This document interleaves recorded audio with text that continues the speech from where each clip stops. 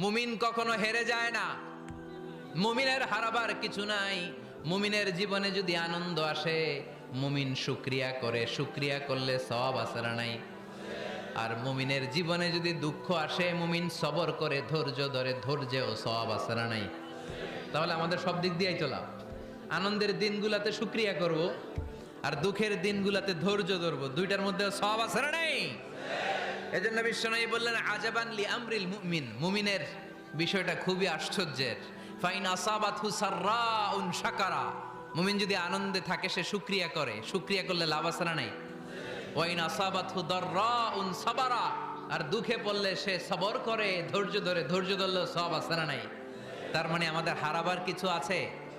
মাঝে মাঝে আল্লাহ আমাদেরকে দুঃখ কষ্ট দিয়ে পরীক্ষা করতে চান, এগুলো আমাদের জন্য খারাপ নয়। এই দুঃখ কষ্ট বিপদ আমাদের কোমরকে সোজা করে, আমাদের পায়ের